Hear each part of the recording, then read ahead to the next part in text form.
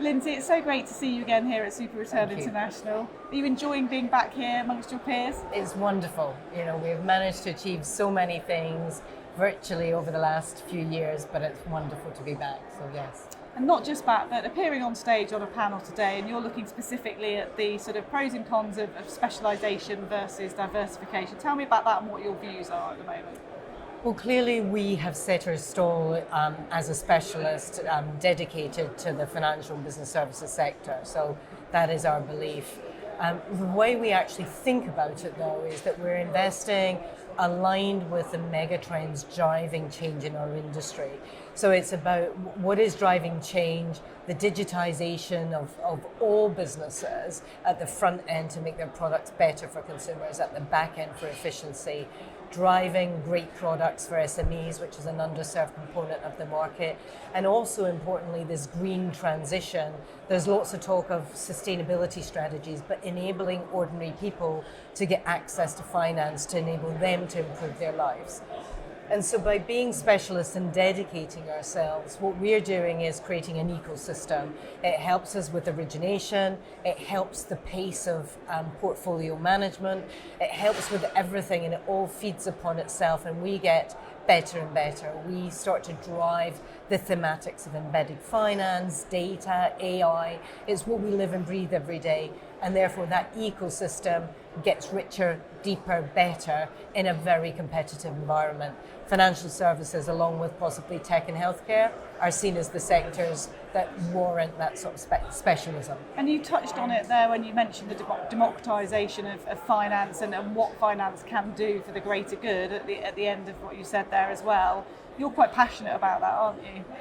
Yeah, I think the private asset markets and the strategies have been recognised for decades as having value and a very important place in portfolio asset allocation for some of the most sophisticated investors. So why shouldn't, again, ordinary people get access to those? Clearly, there's some different risks that come with it, like, the very much discussed liquidity, illiquidity of those. But well communicated, well managed, and well planned within a portfolio, they definitely have a role to play. So, these things are not about just doing this, about doing them well and well done. There's a very important role for any asset allocation, I would say. You've been in this industry quite a while.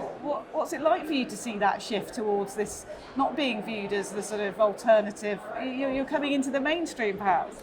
Yeah, and look, things, it takes time, and there are some differences with private strategies, but as I say, some of the most sophisticated investors have put them as larger and larger allocations. So it's good to see, but it needs to be done carefully, because what happens is if it's not done well, you get bad consequences, and then you get a lurch back. So it's all about how to do it in an appropriate way for the end investor. So you need great leaders and great talent in teams, don't you? Yes. Tell me about that. How do you seek that talent out in an environment where there is a shortage? Well, again, thematically for ourselves and all of the businesses that we invest in, we think businesses should be led by purpose. Why do we wake up in the morning? We all work hard every day, but what unites us in purpose coming to work? And we've done that at Pollen Street, of what it is that's driving us to come to to work to make great businesses with the management teams we work with, and to do. And you talk about disruption, but disruption is making change and making great businesses. That's what true disruption is in many ways.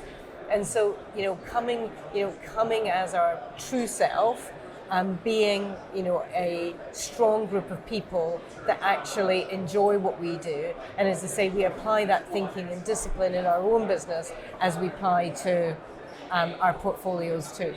And increasingly we see wider society demanding purpose to so much of what they do, what they invest in, what they work as. So, that's a common theme across society, and it's something that you all need to embrace, isn't it? And we don't think that is inconsistent with strong returns. So we see that we've used over the years the notion of the value of caring.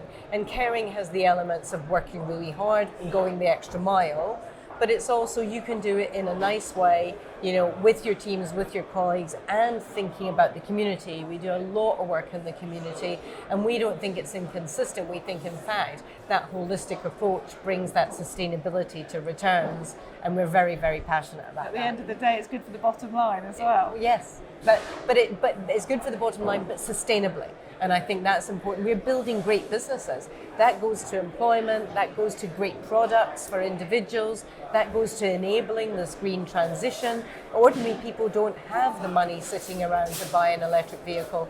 How do you get it available to them? So it's all part and parcel of thinking about a progressive society. Yes, it should be financially rewarding, but none of it's inconsistent and imbalanced.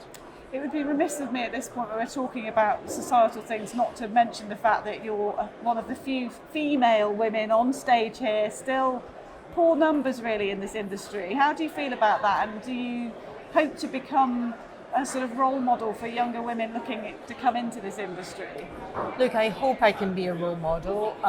I have tried to be myself. I get asked a lot of times, what should I be? How should I have my board presence? How should I develop to have board presence? And I say, be yourself. You don't want to be the same as someone else, whatever they happen to be, male, female, or any other be yourself, and I hope I can be a role model. I think there is change. People are trying. There is going to be an element of time, I think, but we are very much focused on gender diversity, but everybody bringing their true self to work, whatever that happens to be. So we have to embrace all forms of diversity, and we are very, very passionate about that. But to the extent I can be a role model of difference, then I'm very happy with that. Well, I'm delighted to talk to you. It's great to see you again. Thank you for joining me, Lindsey. Thank you.